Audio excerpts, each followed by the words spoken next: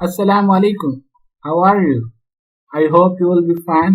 This is Maqsood Ali, an English language teacher. I welcome you to my YouTube channel English with Maqsood. If you are new on my channel, watch previous lectures in order to get more words. Let's start this lecture. The first word we have all over again, which means to do something a second time from beginning. कोई काम आपने मुकम्मल कर लिया लेकिन किसी वजह से वो सारा काम शुरू से करना पड़े आपको, तो आप कहेंगे I am doing it all over again. Take example sentences.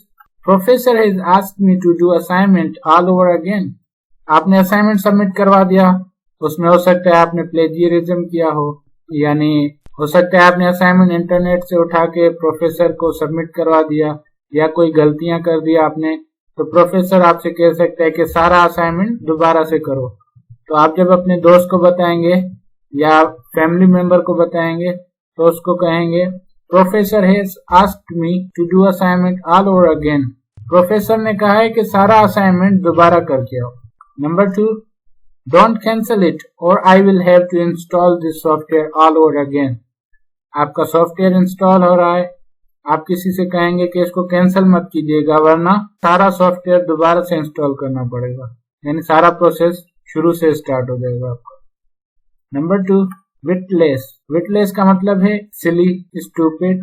For example, it was a witless decision by जज। ये अहमकाना फैसला था जज का। He seems a witless guy. वो एक बेवकूफ इंसान लगता है। Number 3, to overwhelm. To overwhelm means to overpower, किसी पे गलबा पा लेना, ठीक है, किसी को अपने अंडर में कर लेना।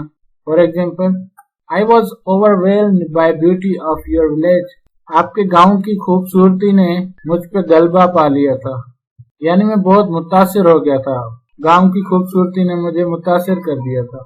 नंबर 2 पे देखें, We have potential to overwhelm our opponent army. हमें इतनी सलाहियत है कि अपने दुश्मन आर्मी को काबू में कर सकें या उनको शिकस्त दे सकें। Number 4, to withstand. To withstand means to resist something.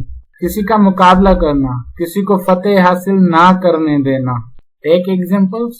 Can Pakistan withstand increasing poverty? क्या पाकिस्तान बढ़ती हुई गुर्बत का मुकाबला कर सकता है? Number 2, this paint color can withstand harsh weather.